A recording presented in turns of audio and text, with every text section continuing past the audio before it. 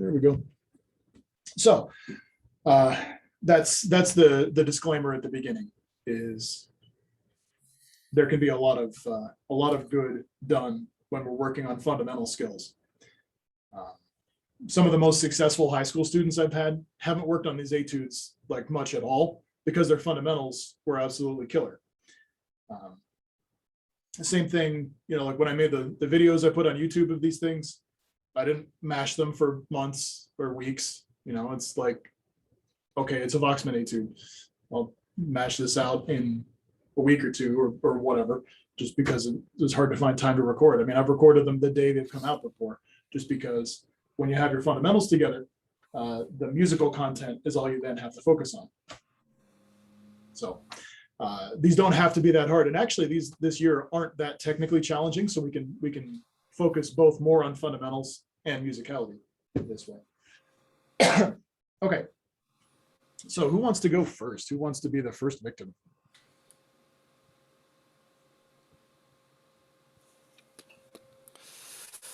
Oof. Or I'll just pick one. Okay. All right, let's get this junk off of there. All right, so we're gonna do this one.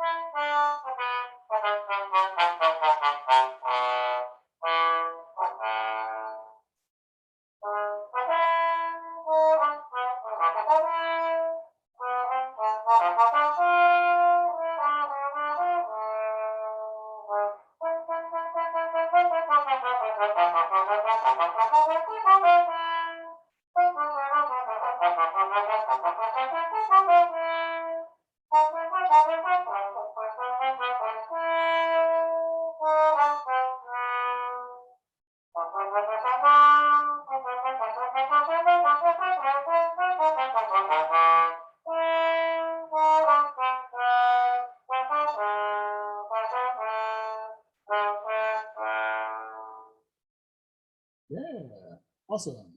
Good job. This one is not easy in the least.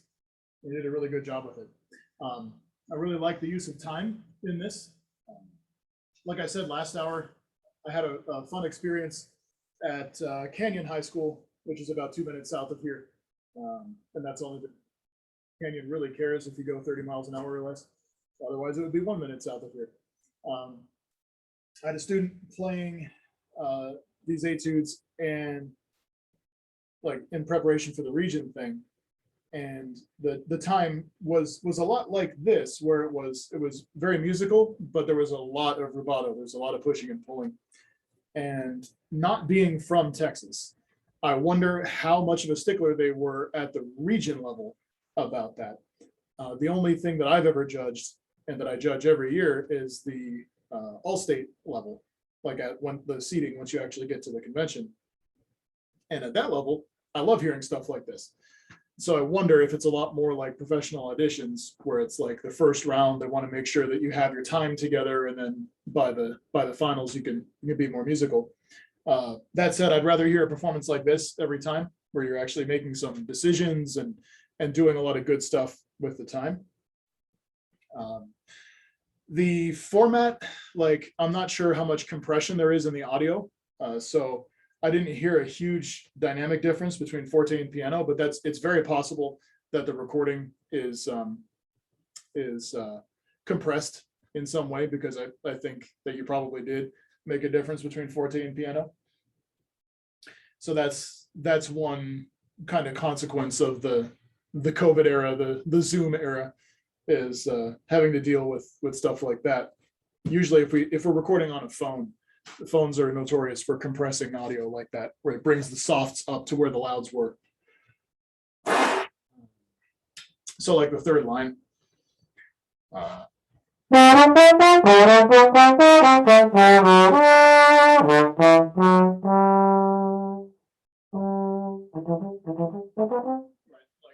think maybe here, I have it set to original audio, so maybe that dynamic came through, but it might not have. I have no idea what you're hearing, really.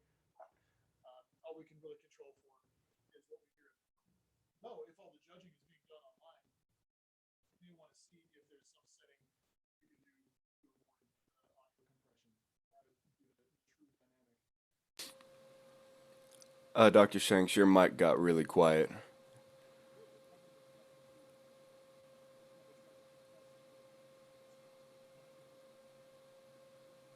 No, it's still really quiet. I think it might be doing something. What? I don't use this enough. Does anyone here actually know how to use Zoom?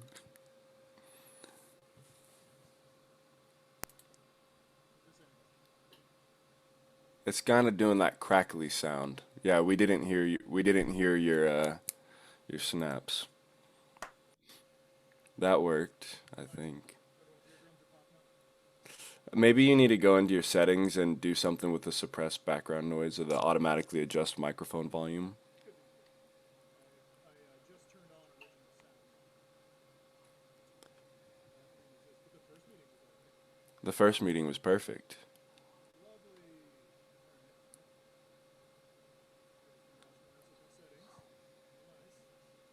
Music mode setting while talking.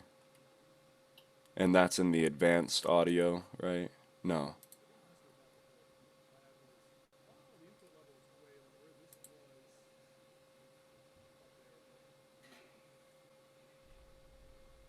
That'll do it. Any better? Much better. Cool. Yeah, I don't know if it was automatic before. Anyway, we have echo cancellation, blah, blah, blah. Original sound. This is what I had it on before. This is better? Great. Could you guys hear the audio of the example when I played it? Because I noticed share sound wasn't on this time. Lovely. Anyway, what I was rambling about when you guys couldn't hear me was that the time, I really enjoyed the playing with time. I think playing with time is completely appropriate at this level, and I'd much rather hear a musical performance like that than strict metronomic. One thing I think that can really help, now that my screen has gone silent over here, one of the things I think that really can help is if you tie in the end of the phrase with what you're doing at the beginning of the phrase. Since we're here, when I replay the beginning of this.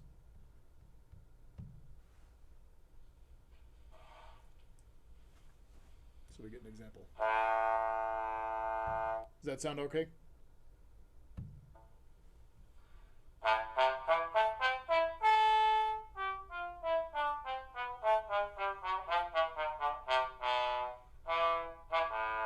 Right, even there, the last little entry, the bum, ba ba, was sort of divorced from the rest of the phrase. And this is me being really picky. This is me listening like I'm listening to me rather than a high school player, which that's a really good thing. So that was a consistent thing that you did throughout this, was that the time was interesting, but I think if you tie in the little tail end of the phrases a little better to the rest of it, that'll make a big difference. So like,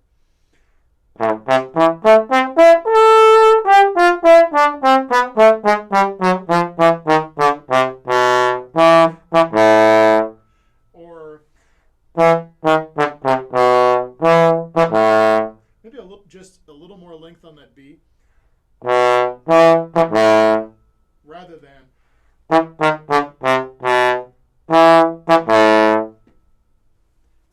particularly in the middle of the piece, that gets a little bit disconnected feeling. The flow that you establish is so good that it's this weird little hiccup in the flow of the music. So rule of thumb is, would you sing it that way? And if you wouldn't sing it that way, don't play it that way. I really like all the push and pull. I know I think this is the one that they suggest you kind of do an Arthur Pryor thing with it. You can or you can't. If you don't feel it that way, that's fine. But what you did was you set out to do a consistent musical interpretation, and you did it consistently. And so I think that's really great. But the biggest hitch that I encounter in that musically is usually right at the end of phrases, where it gets just a little bit disconnected. The other thing I was talking about while the audio was bad was the dynamic contrast, and that it's probably an artifact of the method that you recorded it and the method that I'm listening to it and transmitting it to you guys and all that. But every intervening step, there's probably some setting in the recordings that's trying to compress the audio some. And I think that's what I was doing when the sound adjusted to be weird. So like,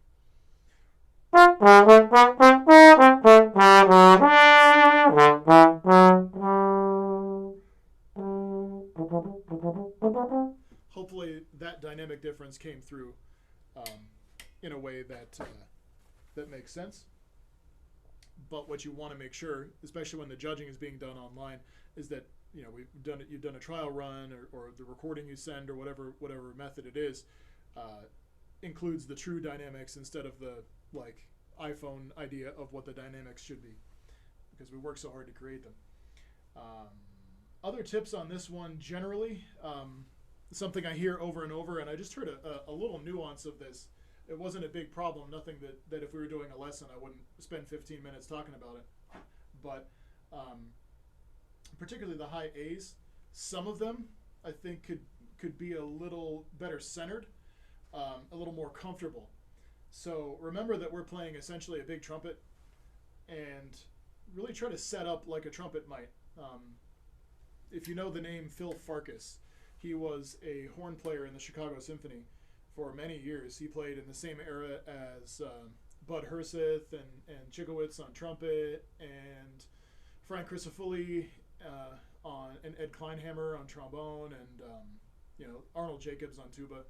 Very, very famous brass players and teachers. And he's got this book about the brass embouchure. And he did a number of studies of these players, these world-class brass players, on how much air they were using versus how fast that air was moving for each individual note. And he sort of plotted it. He plotted it on a graph to where it was one axis. It was like air speed versus air amount. There was one of them was plotted on a diagonal this way, and one of them was plotted on a diagonal this way. And like there's the calculated ideal would have formed an exact X. And for each individual note, I think was the vertical axis as well. So what he found was, with some very small variations, a middle C on the trumpet and a middle C on the tuba took the same amount of air at the same airspeed to produce the same volume. So really, the mouthpiece will be smaller, but if you can go on the trombone, then that's what it feels like to play it on the trumpet. It's just the mouthpiece is smaller. Ideally, and this is world-class players. Now, there will be individual variation and all that, but one of the things trumpets do is that their tongue is almost always up, saying "e" rather than flat at the bottom of the mouth. What that does is that takes a lot of the strain off the lips. It lets the lips be responsible for just resonating and making sound, and it takes a lot of that responsibility away. It almost lets the lips forget that they're made of muscle, because if the lips are tense, they're not going to sound as good. Now, I didn't hear that, but what I heard was maybe there could be a little bit more pitch centering. Right,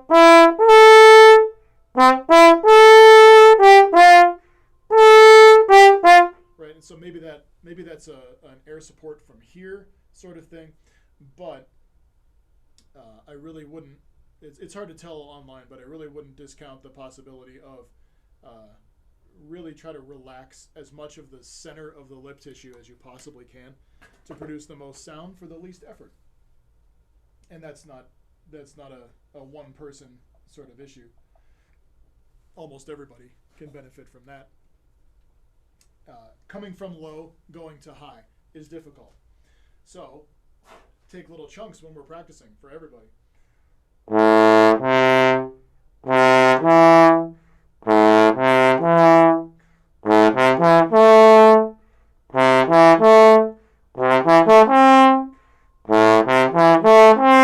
Right, so we try to make smaller chunks into bigger chunks and eventually connect. Right,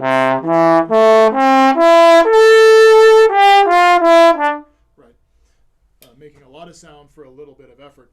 And then we can just take that large chunk and shape it into what we want. Except not that.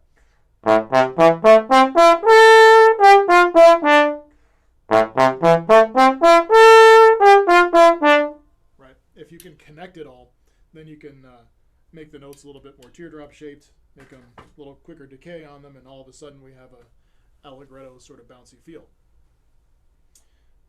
There's a famous video people like to make fun of Ian Bousfield doing a masterclass where he says the world is one big glissando. So if we can connect everything like a gliss,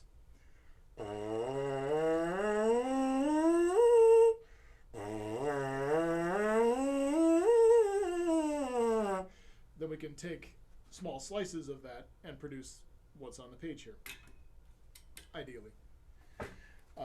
But yeah, so that's the main impression I have of this, is that some of the high notes could use a little bit more ease and centeredness. It's not easy to do that. And musically, some of the ends of the phrases can connect a little better with the rest of the phrase. But overall, the impression is really positive. You did a lot of really good things musically, and yeah, sounded really killer. Anybody have any questions or comments or anything like that before we move on? So right there, the ninth bar where the piano starts. Personally, I like to make that spot, like area, a little bit more, yeah, right there, a little bit more connected. Um, I feel like if you talked about your idea on staccato and how it's not necessarily what we all try to do with it, it's not just space. Because at some point, you know, right there, the leggermente, you've got actual staccato notes. So I feel like if you make the ninth bar staccato-y, it kind of doesn't have enough contrast. I don't know if that's a correct observation or not. Well, it's an observation. Yeah. Yeah, there does need to be a contrast with the staccatos for sure. Um, so it could be connected or whatever, but there's more articulations than just connected and staccato, right? It's a whole spectrum. You can talk about note shape in terms, I've heard it referred to as like the note envelope, right? The entire package of the note, and what shape it is. Is it a football where it kind of does one of these like, the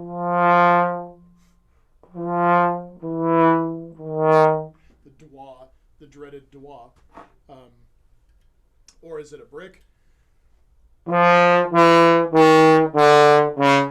Is it a brick with really sharp edges? Is it a rounded brick?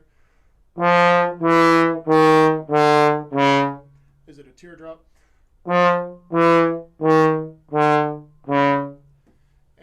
fast does that teardrop get smaller? Does it stay up for a bit?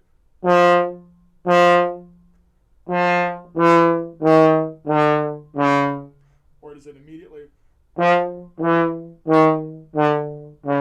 But they're still, I don't know if you can hear, but those notes are still touching. So there's so many different variations of note shapes, note beginnings, note releases, note transitions, while the air is still connecting the note. And then you can get into the notes are actually separate. So it's this really broad thing. But yeah, we do want to have differences. This one, I mean, the fifth bar? You have these staccatos. We do want to observe those, so we can't play. Right,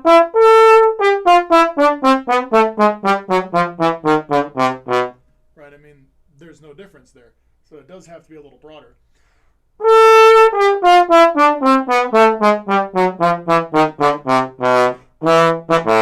Especially when we're playing for a judged context, right? When someone's looking at the page saying, I see dots, I'm not hearing any difference.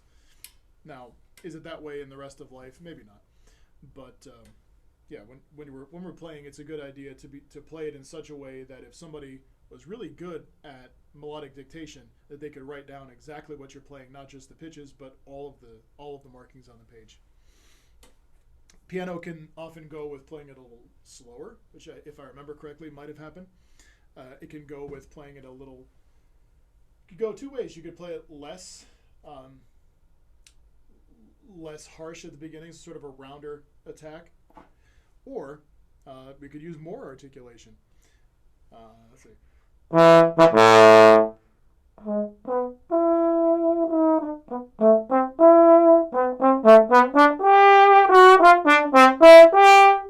think when we're playing louder, if we want to sound consistent, when we're playing louder, we actually need less tongue. So if you want to sound consistent, you might add more tongue. If you want to play it a little rounder when you're playing soft, use the same amount of tongue you were playing loud. If you're going,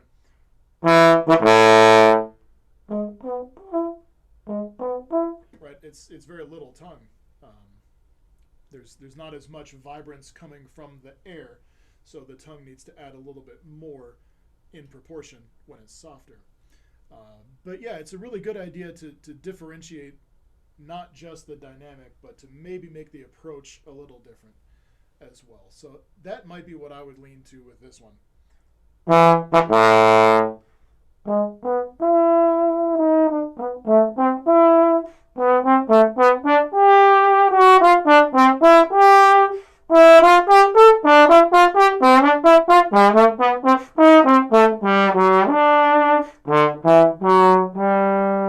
And even there, those don't have dots on them yet.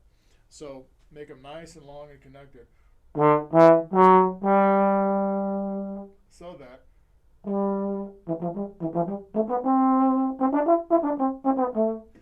those staccatos are just a little bit separate.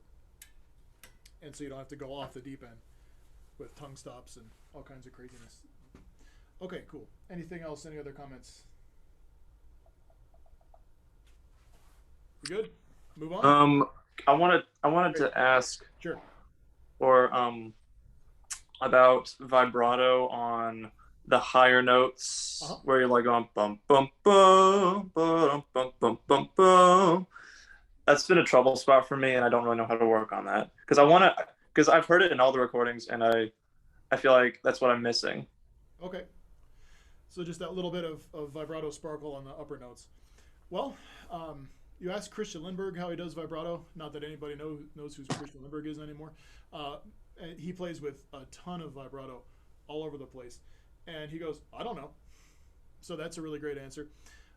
But what you don't want to have the vibrato come from is like what flutes do. We don't want to we don't want to do that. We don't want to mess with the bread and butter. That is the constant air delivery.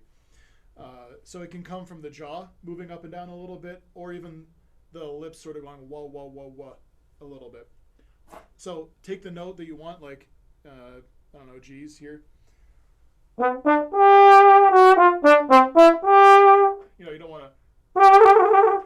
don't want to make it so crazy that you're playing different notes. And I don't know if slide vibrato is really appropriate here. Yeah, I think that's a little silly. So it's probably the jaw slash pulsing the lip a little bit. A way to practice that is on the note that you want to have it, set a metronome on 60 and go.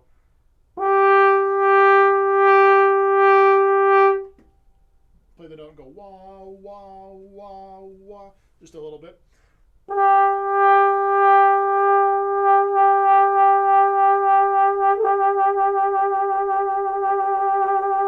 And then so you do eighths, triplets, 16ths, 16th triplets, etc.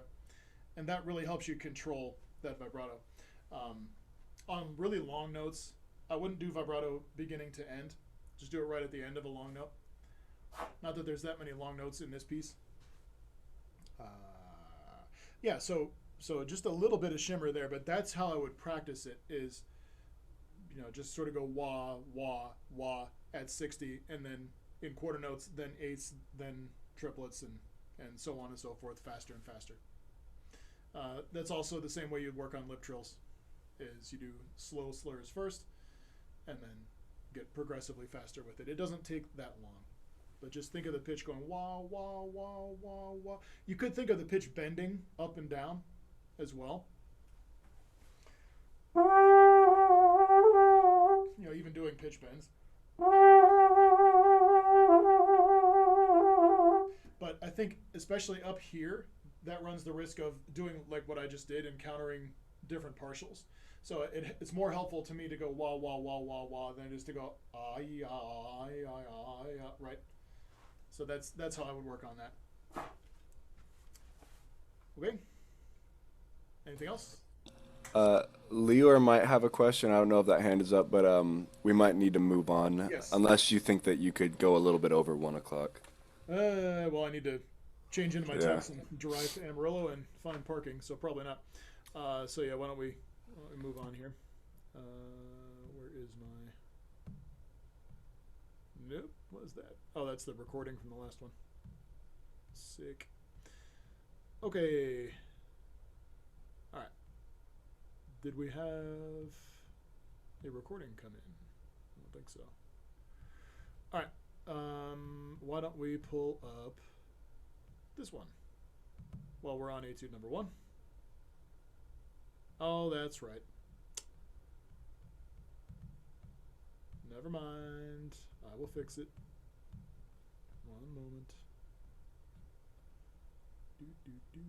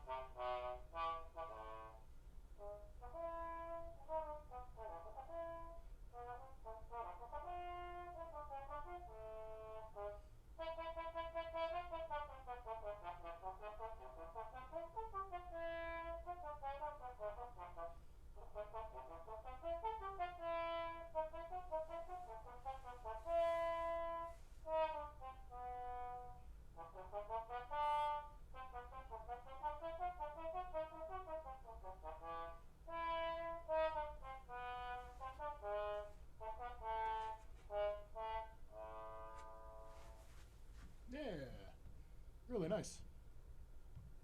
Good stuff. Nope, we don't need to hear it again though. Yeah, really good.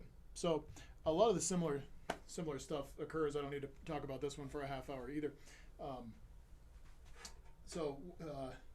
I think the toughest bar is the end of the second to last line. So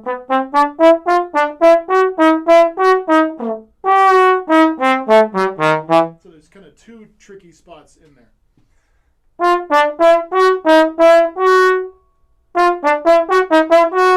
Right, the F sharp going back to the F sharp. So I would do that over and over and over again.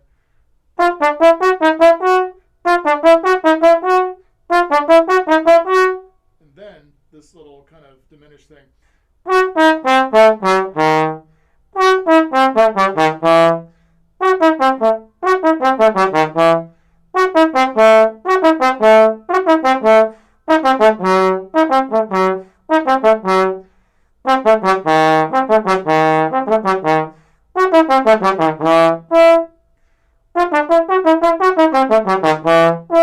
Right. So you take the oh man, it wasn't even on the screen. This part here. Take these the tricky spot and break it down into small enough parts that it's not tricky.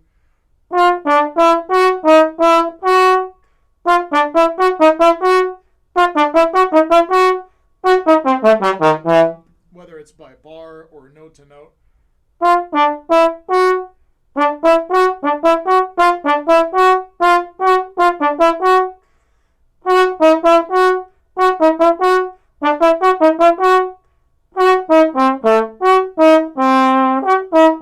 Right, you're probably going to find 3 different third positions there.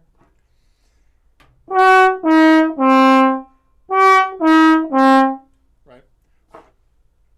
Ultimately, your tuner tells you where all those are, but probably F sharp is in sharp third, D sharp might be in flat third, and then depending on what kind of horn you play, the 5th partial, that middle C, that could either be sharp or flat. If you look at an intonation chart of the trombone, you're going to find that 5th partial D. Right, that partial. You're going to find on most intonation charts, they're going to say that that is actually too flat and needs to be sharped. But on most notably on Shire's horns, that 5th partial is actually too sharp and needs to be flattened some. So that first position D on a Bach 42, you're going to wedge that all the way in, and it's probably not going to be sharp enough. But on this horn, that D is probably about here. It's out a little bit, like a finger's width, a pinky's width, maybe. If I've got B flat, tuning B flat in tune all the way in, which I normally don't. That 5th partial D, and then commensurately that C that's below it, it's probably going to be a little further out on this horn rather than further in. So it's knowing your tendencies and your instrument's tendencies as well. Because what you want to get out of there is this nice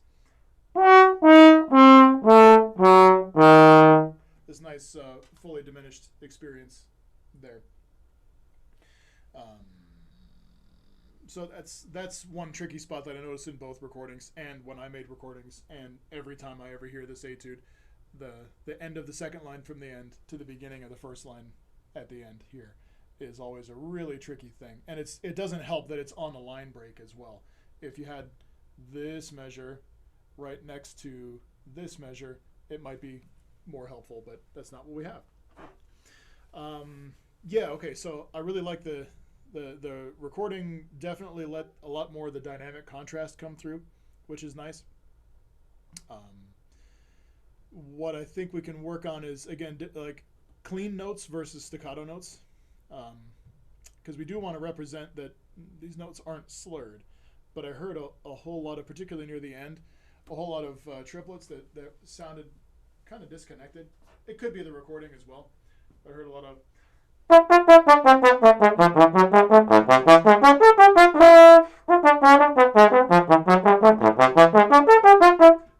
that. So what I think is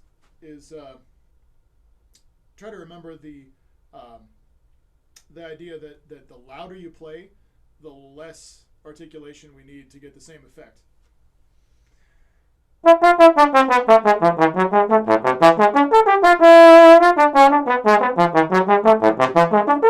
Hello.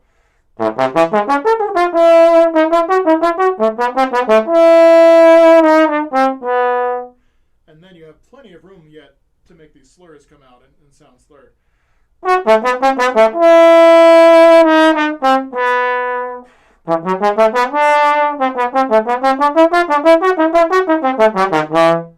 Right. So rather than starting and stopping with the tongue, try to connect them with the air, and then maybe change the note envelope a little. Dee da da da da da da instead of tut tut tut tut tut tut tut tut tut. Something like this. That could be an artifact of the recording, of course, but that's what I heard this time around. Yeah, really good playing, really musical. Sound is really nice. A lot of stuff working really, really well. Make sure that there's an audible difference between the fourth bar and the fifth bar, with the notes that are staccato versus the notes that aren't. So maybe think about playing them a little bit like your default setting, the non-staccato and non-slurred note. Maybe make them a little tiny bit more touching, so that when you have staccato notes, they're just separate. They don't have to be short, but so that there's enough of a difference there to make it audible to even the most anal judges. Is my advice there. Any questions? Any comments? Sounds familiar, right? Yeah. Again, a really, really good job on the dynamic contrast, particularly. Could be the recording, but it could be the playing as well. Maybe it's both. Yeah, you can. I really like the time that you took at the end as well. Yeah. Well, Malik had to go, so we can listen to Ethan's movement 3, not movement 3. Etude 3. Etude number 3. And that is F major, huh? That's page 10, right? Doo-doo-doo.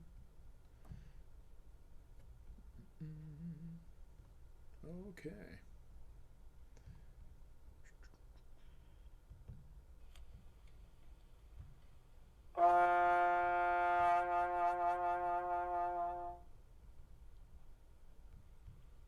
Just as really quick, that's actually a really good thing to do, is to add some vibrato on a trial note or whatever. For whatever reason, I find that really helps to center the pitch. So that's a really cool thing to hear at the beginning. When we're tuning, I want to tune where the pitch wants to be, where it sounds the best, and we'll listen to the recording, of course. But there's so many places, there's so many different pitches you can get with the slide in one position. I've got it all the way in. I'm jamming it against the bumpers here.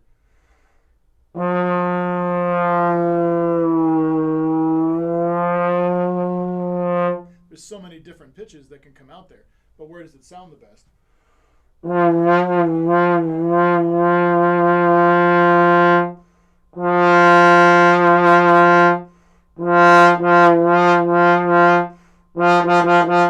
Okay, cool. And then that's the sound. And then maybe I pull the tuning slide out a little bit to make that best sound go into tune. So some vibrato is a really good thing to do on long notes. Okay, now we're going to hear it.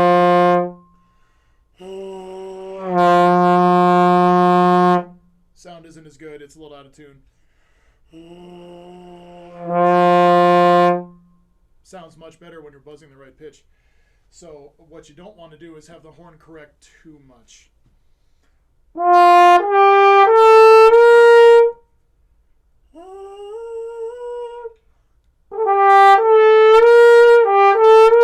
Right. So you want to have the slide in exactly the right spot for the pitch that the face is buzzing. To tangent a little bit about mouthpiece buzzing, a thing that a lot of us can try that we get good results from is the sound of the mouthpiece buzz. I don't know how well you can hear that over the Zoom, but when I'm mouthpiece buzzing, I'm not trying to go. I'm not trying to make a muscular buzz. What I'm really striving for is airy with a giant hole in the middle of it.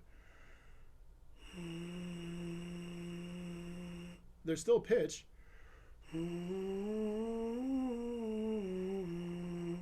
But that sound, that's a bad mouthpiece sound, but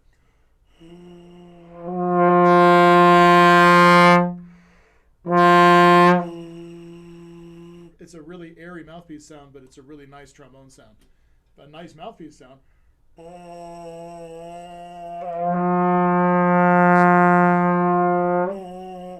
Makes that kind of pinched trombone sound that we're all used to hearing. But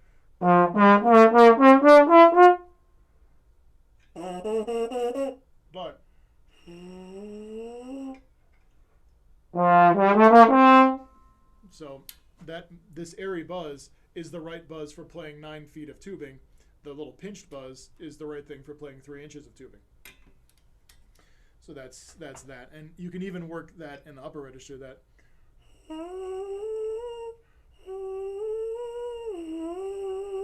where there's still a lot of air in there. You're really going to need to not pinch the lips to do that, and then to raise the back of the tongue up to think E as well. But maybe it was just an artifact of this one recording, but that's the only time I heard the upper register being a little squirrely was in there. Any thoughts or comments, questions, concerns, jokes, impressions? We just played a couple of performances at old folks' homes in town, the faculty brass quintet from faculty brass and symphony brass quintet, whatever it was. I guess it was under the auspices of the symphony. But we played a couple of stuff for the people at some old folks' homes, which was a lot of fun. And the trumpets, their faces were kind of giving out, so we needed to kill time, and had to tell. We told a bunch of viola jokes, which is fun. Like if you throw a flute and a viola off the Empire State Building, which hits the ground first, it's the flute because the viola got lost halfway down. Stuff like that. There's a number of trombone ones too, but I can fill up some time with those. I like answering questions and talking about trombone. I do have a question about the first etude. Uh-huh. So in my region audition, like after everyone completely played through all the etudes, the head judge stood up and he's like, "Oh, how many of you guys have seen that John Romero recording on YouTube?" And like 70% of the room puts their hand up because like everyone's heard it. Then he goes to say that the entire judge panel didn't like that interpretation, like that rubato interpretation. Just wondering, like, what area judges are going to look for. Is it more of that like straight interpretation or that rubato interpretation? It's so hard to tell.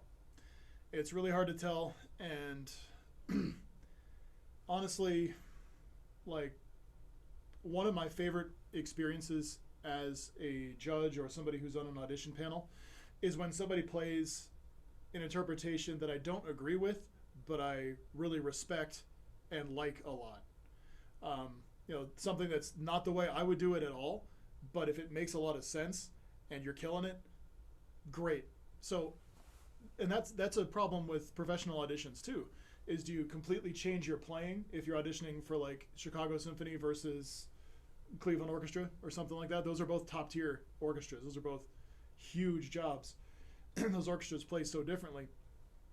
But are you going to change your playing, or maybe they'll hear something a little different from Jay Friedman and be like, oh, okay, cool. We need this now. What if we want a small, compact sound instead of like world's most giant brass sound?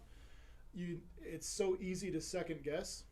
I would say do what you feel the most and do the best job you possibly can with it.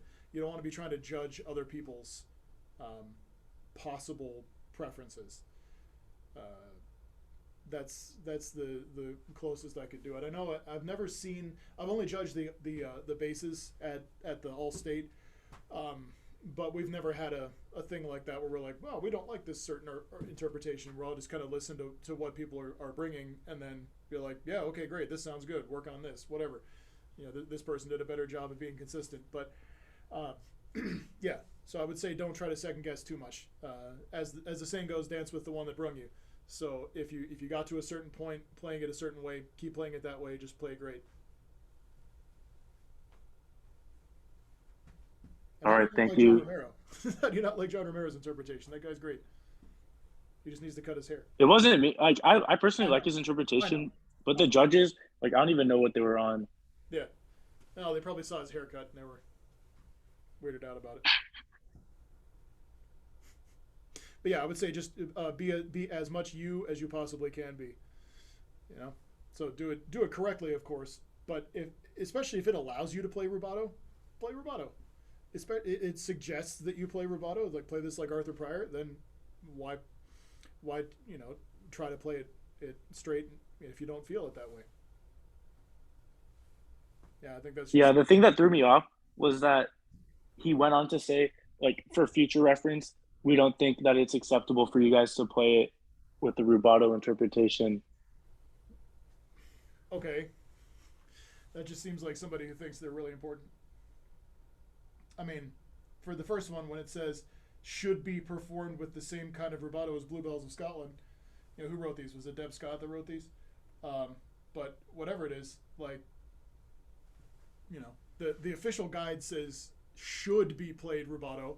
Then who is some random region judge to say shouldn't be played rubato?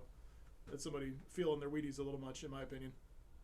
If the music is good, then the music is good. So play the music good. That's my opinion. I've always kind of felt that way. Like in high school, I never made a region band, and I feel like it definitely had something to do with like some real personal preference, because I definitely like to have a little bit of rubato. I like to make it mine, and I think that these etudes and the way that Texas approaches them, I think we should kind of focus on musicianship and figuring out what works for us, kind of like what Dr. Shanks said in terms of just warm-ups. Find out what works for you.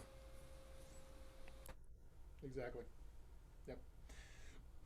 There's life beyond All-State in Texas. I know that's a big goal, but there's life goes on.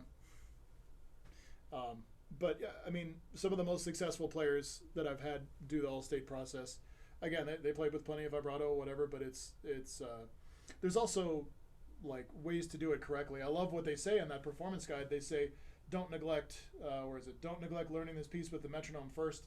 The subdivision of a piece is what speeds up or slows down to create a good rubato feel.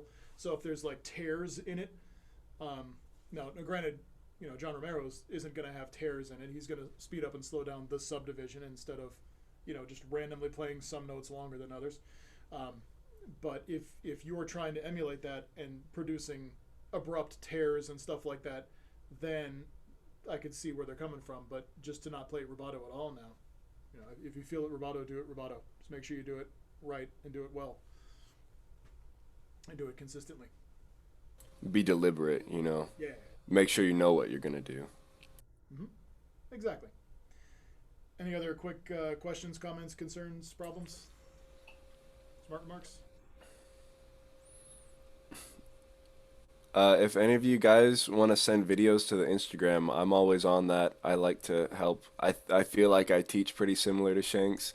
And you can also send him stuff, and Shanks would like to meet you, talk to you, so reach out for a lesson. He's all about it. Yes, he is. So yeah, you can reach out to the studio. Instagram is probably the easiest way, or if you're good at remembering things, jshanks@wtamu.edu is my email, or I've got an Instagram if you like pictures of my kid and occasional playing. Trying to think. Yeah, so I'm looking for stuff to do over the break. I really like listening to trombone, and yeah, I'm happy to do Zoom sessions with people, and don't need to charge for stuff like that. If you need some additional help, I'm happy to meet with you and talk with you. I won't give you the WT sales pitch. I think what we're doing is something pretty special. I would love if everybody comes to school at WT. However, that's not, don't tell my bosses, but that's not the main purpose of what I'm doing here. I feel like the best recruiting is done passively. And so I'm not going to give you a high pressure sales pitch. I'm not a salesperson. So we'd love to have you all in the studio, but if you have different plans, that's completely fine. I just like to talk about trombone and help out the trombone community. So if you need or want to connect and talk about this stuff or other stuff, I'm always happy to do that. And there's band camp in July. You get to work with him every single day. Lots of people. Yeah, there's a lot of great teachers at band camp. I'm actually not sure who our artist is this year. I've put forth some suggestions for this year or next year that could be exciting to trombone players, but that's not public yet. So, our band camp is a fantastic time. We're again back to 1 week this coming year. Usually it's 2, but to make it more affordable, we're doing the 1 week camp again. I know some of you guys who are in the audience have attended that and had a good time. We generally tend to have a pretty good time at band camp. And our facilities are a little better than you would think for us being way out in the panhandle. Yeah. Cool. Any other questions? Things like that? I don't see any. Thank you guys for coming out and dealing with my spam messages, getting you guys to see this. This will happen again probably, so just be on the lookout. I Good appreciate deal. it. Yeah, thank you everybody for coming out. Thanks to those who played. You sound great, and I hope you continue to kill it. And we'll see you again soon. Thank you guys. Alrighty, have a good one. Bye, Corey. See you guys later. I'll see you guys around. Thank you.